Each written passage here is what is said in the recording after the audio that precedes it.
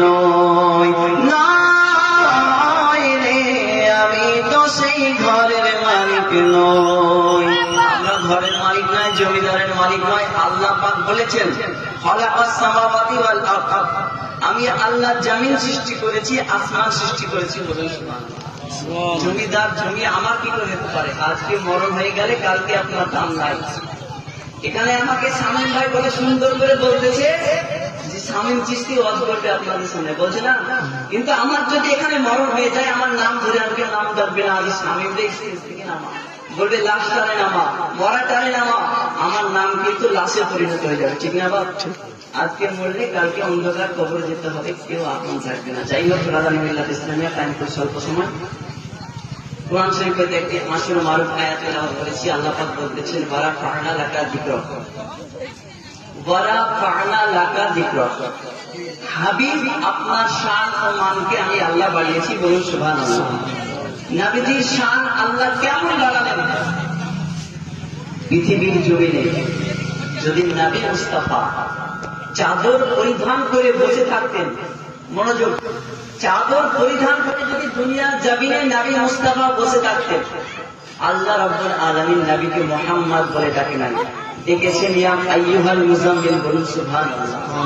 নবী আমার কম্বল গায়ে দিয়ে যদি বসে থাকতেন, আল্লাহ পাক মুহাম্মদ মুস্তাফা বলে ডাক দেয় নাই। আল্লাহ বলেছেন ইয়া আইয়ুহাল মুজাম্মিল, এই চাদরওয়ালা। আরে আপনি আমি চাদর, যে নবীজির কোন তুলনাই হয় না। মুস্তাফা যেমন রাস্তা দিয়ে হাঁটতেন, ছাতা ধরা লাগতো না, মেঘে মালা এসে নবীকে ছায়া দিতে। বলুন নবীজির শান কত! যেই নবী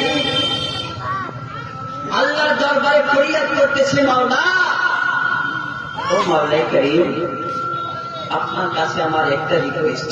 আল্লাহর কাছে বলে মাওলা আপনার কাছে আমার একটা রিকোয়েস্ট।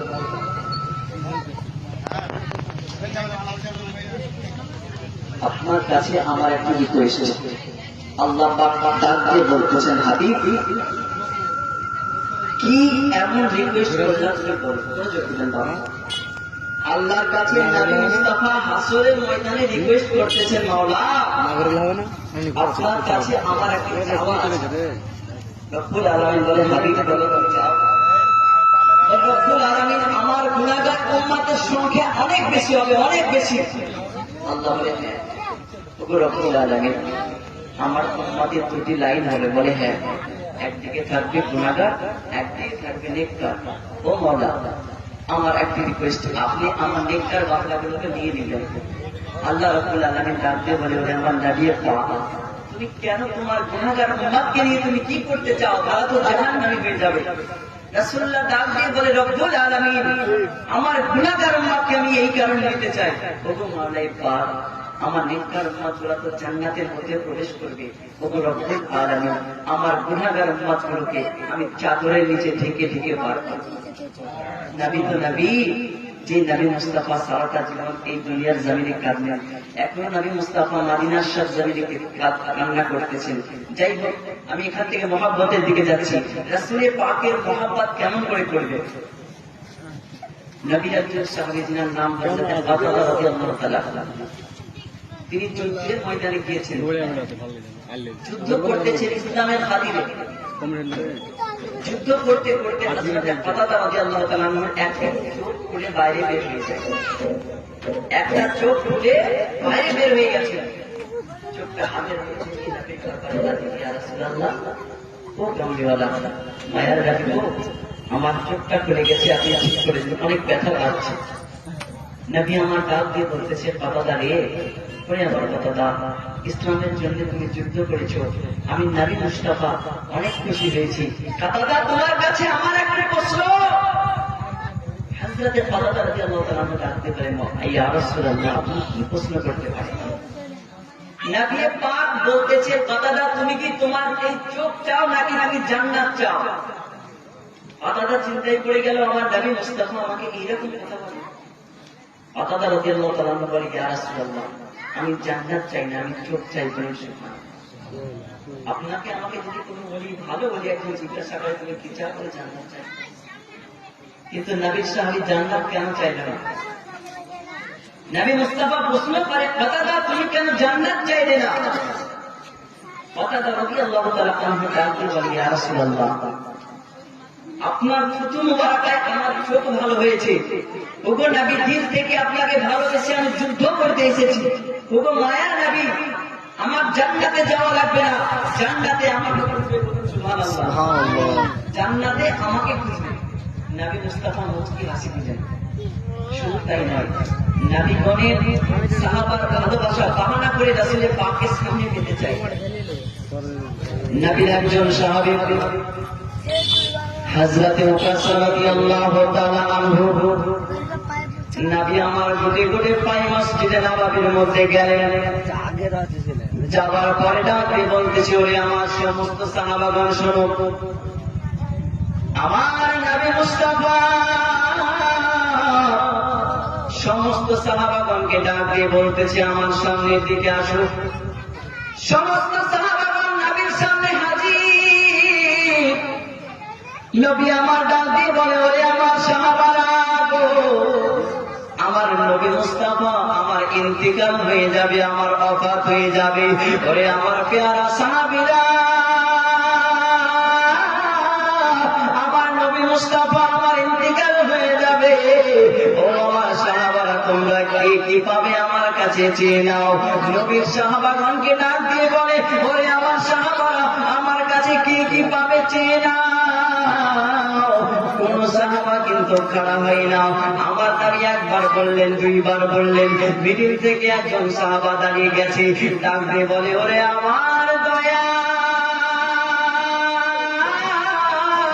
ও মায়ার নবী গো,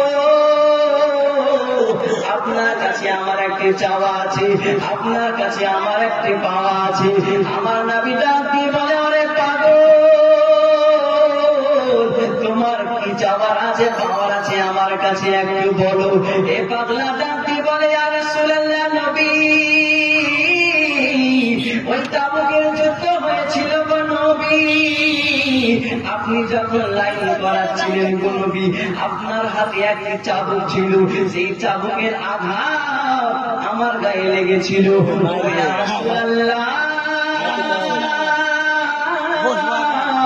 সেই চাবুকের আঘাত আমার গায়ে আপনি নিতে চাননি, তবু আমি মোটা বলে গো নবী, সেই চাবুকের আঘাত আমার গায়ে লেগে যায়। একটু জোরে বলুন না সুবহানাল্লাহ। রাসূলের পাকের একজন সাহাবী দাঁড়িয়ে বলে, ইয়া রাসূলুল্লাহ, আপনি আমাকে আঘাত করেছিলেন, আমি প্রতিশোধ নিতে চাই।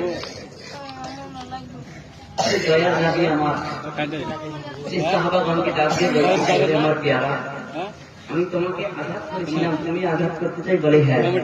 বলে কিসের বাড়ি আঘাত করো, আমাকে আঘাত করো। আবু বকর ডাক দিয়ে বলে, ওরে পাগল উকাশা রাদিয়াল্লাহু তাআলা আনহু, তুমি নবী মুস্তাফাকে আঘাত করবে, তুমি নবীর গায়ে হাত তুলবে না। আমি আবু বকর, আমাকে মেরে নাও। বলুন সুবহানাল্লাহ। ওসমান জান্নারাইন চোখের পানি ছেড়ে ছেড়ে ছেড়ে ছেড়ে কাঁদে, ওরে উকাশা, তুমি আমার নবীর গায়ে হাত তুলবে না। হযরতে আবু বকর চোখের পানি ছেড়ে ছেড়ে কাঁদে, ওরে আমার ওসমান, ওরে আমার উকাশা রাদিয়াল্লাহু তাআলা আনহু, উকাশা, তুমি নবীর গায়ে হাত তুলবে না। আমি আবু বকরকে তুমি মেরে নাও, আমি ওসমানকে তুমি মেরে নাও, আমি উমরকে তুমি মেরে নাও, কিন্তু নবীর গায়ে তুমি হাত তুলবে না। সুবহানাল্লাহ। এই উকাশা রাদিয়াল্লাহু তাআলা আনহু ডাক দিয়ে বলে, আপনারা আমার নবী মুস্তাফা আমার গায়ে হাত তুলেছে, এই কারণে আমি নবী মুস্তাফাকে মেরে আমার প্রতিশোধ নিতে চাই। বলুন সুবহানাল্লাহ। নবী আমার তার মনের খবর জানে।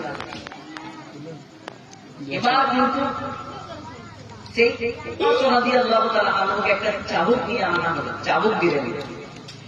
চাবুক দেওয়ার পরে বলে, আমার গায়ে আঘাত করো। বলে, ইয়া রাসূলুল্লাহ, আপনার গায়ে আঘাত করা যাবে না, কারণ যেই চাবুক দিয়ে আপনি আমাকে আঘাত করেছিলেন, সেই চাবুকটাই আমার দরকার। হযরতে আলীকে বলে, আলী তুমি যাও, একটি চাবুক নিয়ে এসো, আমার উকাশার হাতে দাও, আমাকে আঘাত করতে দাও, আমি নবী মুস্তাফা ইন্তিকাল করে যাব, উকাশার একটা আফসোস থেকে যাবে।